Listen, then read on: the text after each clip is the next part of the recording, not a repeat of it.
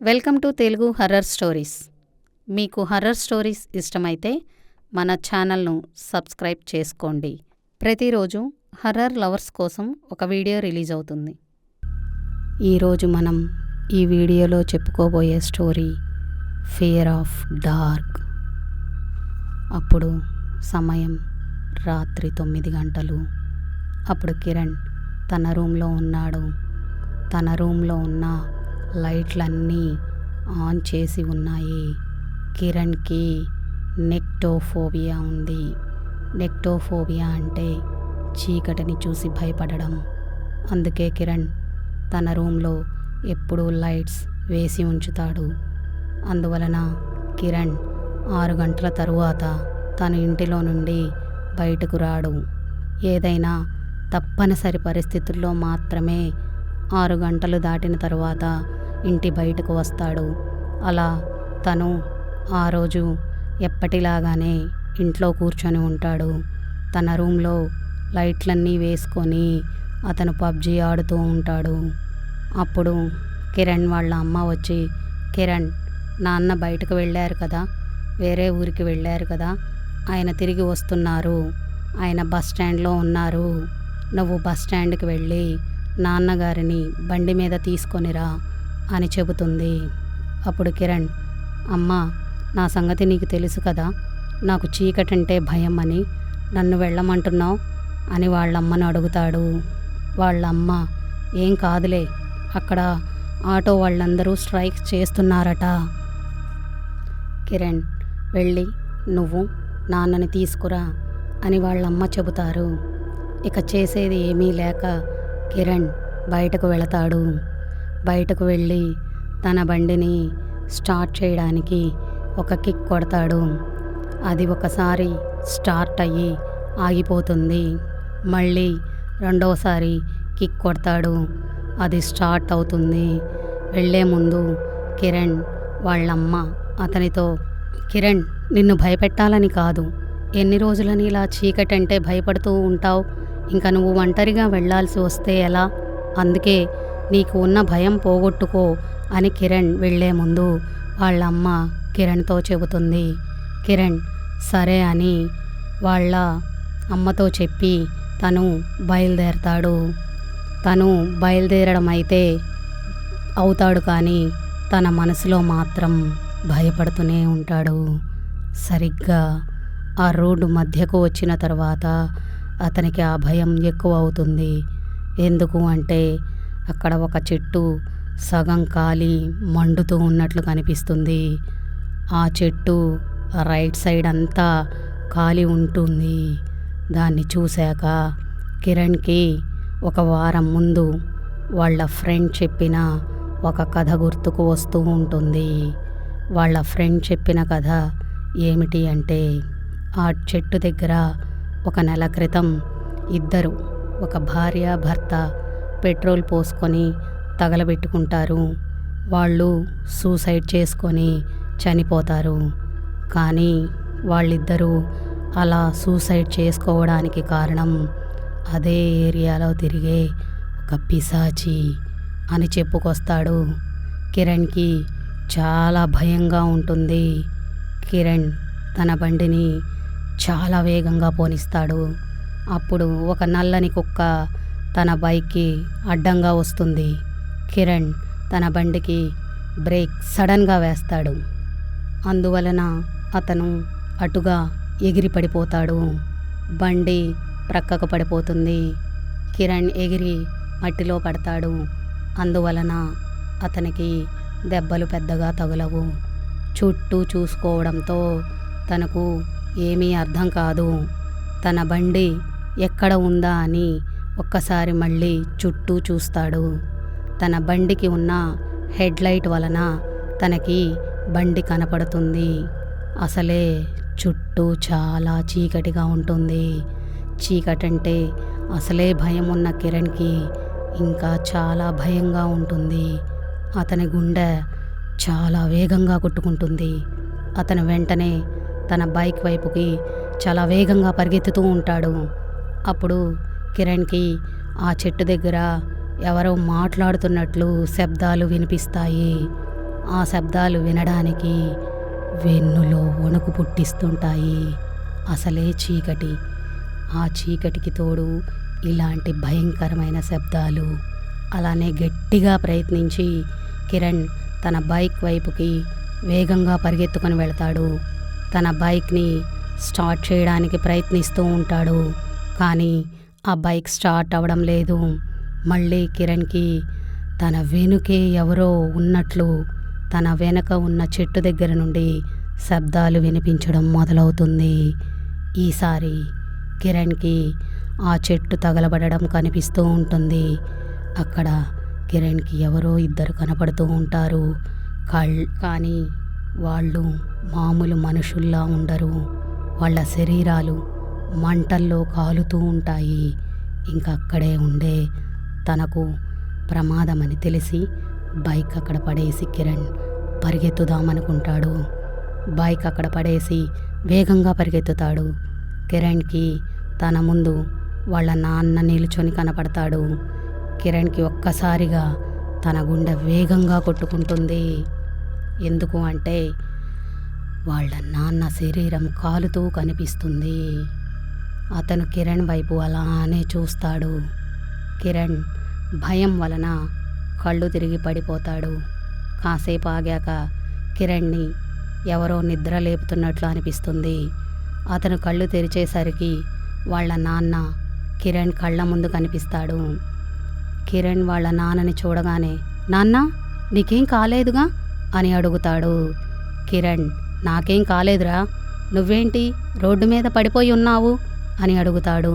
నాన్న, ఆ చెట్టు దగ్గర ఎవరో ఉన్నారు నాన్న అని కిరణ్ అంటాడు. అయినా నీకు చీకటంటే భయం కదరా, మీ అమ్మ నిన్ను ఎలా బయటకు పంపించింది అని అంటాడు. సరే రా ఇంటికి వెళదాం అని కిరణ్ వాళ్ళ నాన్న బైక్ దగ్గరికి వెళ్ళి బైక్ స్టార్ట్ చేస్తాడు. బైక్ స్టార్ట్ చేయగానే ఒక్కసారిగా బైక్ స్టార్ట్ అవుతుంది. కిరణ్ వాళ్ళ నాన్న ఇద్దరు ఇంటికి వెళ్ళిపోతారు. కిరణ్ తన గదిలోకి వెళతాడు. కానీ ఆ రోజు రాత్రంతా కిరణ్కి అస్సలు నిద్ర పట్టదు. చెట్టు దగ్గర జరిగిన ఆ సిచ్యువేషన్ గుర్తుకు వస్తూనే ఉంటుంది. కొన్ని రోజుల వరకు కిరణ్ మామూలు మనిషి అవ్వలేడు. కొన్నాళ్లకు మెల్లమెల్లగా కిరణ్ నార్మల్ అవుతాడు. కిరణ్ ఆ సంఘటనను మర్చిపోవడానికి ప్రయత్నిస్తూ ఉంటాడు. అలా తను ఆ సంఘటనను మెల్లగా మర్చిపోతాడు. కానీ కిరణ్కి ఇంతలోనే వేరే ఒక సిచ్యువేషన్ అతని జీవితాన్నే మార్చేస్తుంది.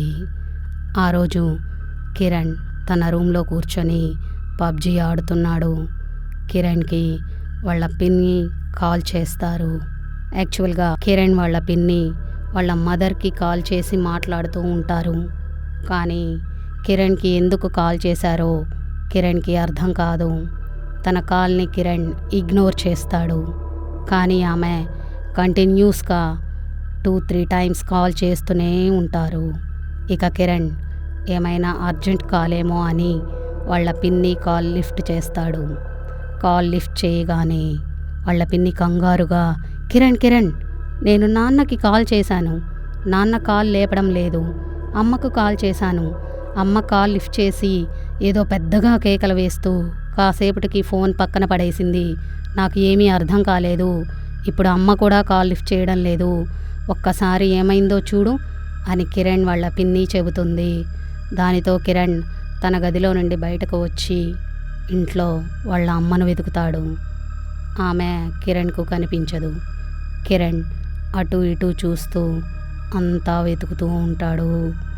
ఏవో పెద్ద శబ్దాలు, ఇంటి బయట నుండి వాళ్ళ అమ్మ అరుపులు, కేకలు వినిపిస్తూ ఉంటాయి. బయటకు వెళ్ళడానికి కిరణ్ భయపడుతూ ఉంటాడు. ఇక వాళ్ళ అమ్మ అరుపులు బయట నుండే వస్తున్నాయి కాబట్టి కిరణ్ తప్పకుండా బయటకు వెళ్ళి తీరాలి. ఇక కిరణ్ బయటకు వెళ్ళడానికి లైట్లు వేస్తాడు. కానీ బయట లైట్లు వెలగడం లేదు. బయట అంతా డార్క్గా ఉంది. కిరణ్ ఇక గట్టిగా అరుస్తూ బయటకు వెళతాడు. కానీ కిరణ్కి వాళ్ళ అమ్మ కనిపించలేదు. కానీ ఏదో ఆకారం సరిగ్గా అతను నెల క్రితం చూసిన ఆ చెట్టు దగ్గర చూసిన ఎర్రగా మండుతూ ఉన్న ఆకారం కనిపిస్తుంది. మళ్ళీ ఆ ఆకారం ఆ రోజు చేసినట్లు భయంకరమైన శబ్దాలు చేస్తూ ఉంటుంది. కిరణ్కి ఇక హెడేక్ వస్తుంది. కిరణ్ గట్టిగా అరుస్తూ ఉంటాడు. అప్పటి వరకు ఇంట్లో కూర్చొని ఉన్న కిరణ్ పేరెంట్స్ ఇద్దరు కిరణ్ అరుపులు విని బయటికి పరిగెత్తుకుంటూ వస్తారు. అప్పుడు అక్కడే కిరణ్ గట్టిగా అరుస్తూ కింద పడిపోయి ఉంటాడు. కిరణ్ వాళ్ళ నాన్న కిరణ్ని గట్టిగా పట్టుకొని, ఏంటి కిరణ్ గట్టిగా అరుస్తున్నావు, ఏమైంది అని అడుగుతాడు. అప్పుడు కిరణ్, నాన్న అమ్మ అక్కడ కాలుతూ ఉంది, ఒకసారి అటువైపు చూడు అని అంటాడు. అప్పుడు కిరణ్ వాళ్ళ నాన్న వాళ్ళ అమ్మ వైపు చూపించి, చూడు కిరణ్, అమ్మ ఇక్కడే ఉంది, అమ్మకి ఏం కాలేదు అని కిరణ్ వాళ్ళ అమ్మ వైపు పాయింట్ చేసి చూపిస్తాడు. కానీ నాన్న, నాకు అమ్మ ఇక్కడే ఉంటే బయట ఉంది ఎవరు అని అడుగుతాడు. కిరణ్ వాళ్ళ అమ్మని ఇలా అడుగుతాడు, అమ్మా నీకు పిన్ని ఇందాక ఏమైనా కాల్ చేసిందా? కానీ వాళ్ళ అమ్మ ఇలా చెబుతుంది, లేదు కిరణ్, నేను ఉదయం పిన్నికి కాల్ చేశాను, మళ్ళీ ఇంతవరకు పిన్ని నాకు కాల్ చేయలేదు అని చెబుతుంది. కానీ మరి పిన్ని నాకు కాల్ చేసింది అని తన ఫోన్ కాల్ లిస్ట్ చెక్ చేసుకుంటాడు కిరణ్. ఇక వాళ్ళ పేరెంట్స్ కిరణ్ ఆరోగ్యం పాడవుతుందని అనుకొని కిరణ్ని ఒక సైకియాట్రిస్ట్ దగ్గరికి తీసుకువెళ్ళాలి అనుకుంటారు. అలానే చూపిస్తారు. వాళ్ళు ట్రీట్మెంట్ ఇప్పించడం మొదలు పెడతారు. కిరణ్ డాక్టర్ ఇచ్చిన మెడిసిన్ వాడుతూ ఉంటాడు. కిరణ్కి ఒకరోజు పూర్తిగా నయం అవుతుంది.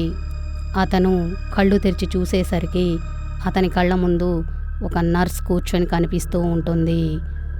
అతను ఇలా అడుగుతాడు, మా పేరెంట్స్ ఎక్కడా, నేను ఇక్కడ ఉన్నాను ఏంటి అని అడుగుతాడు. అప్పుడు ఆవిడ చెబుతుంది, నీకు పూర్తిగా నయమైంది, నిన్ను ఈరోజు డిశ్చార్జ్ చేస్తారు అని చెబుతుంది. నేను అది కాదు అడుగుతుంది, మా పేరెంట్స్ ఎక్కడ ఉన్నారు అని. అంతలోనే కిరణ్ దగ్గరికి డాక్టర్ వస్తారు.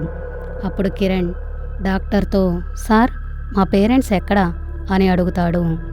అప్పుడు డాక్టర్ కిరణ్తో ఇలా చెప్పడం మొదలు పెడతారు, నీ హెల్యూజినేషన్ అన్నీ ఈ రోజుతో ఆగిపోతాయి.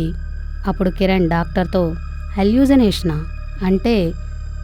ఏమీ లేదు కిరణ్, నువ్వు ఉన్నవి లేనట్లు లేనివి ఉన్నట్లు ఊహించుకుంటున్నావు, అవి నిన్నటితో నీకు నయం అయ్యాయి. అంటే కిరణ్, మీ పేరెంట్స్ 2 నెలల క్రితం పెట్రోల్ పోసుకొని మీ ఇంటి దగ్గర ఉన్న చెట్టు దగ్గర సూసైడ్ చేసుకున్నారు. ఆ ఇన్సిడెంట్ నీ బ్రెయిన్లో ఫ్రీజ్ అయిపోయింది.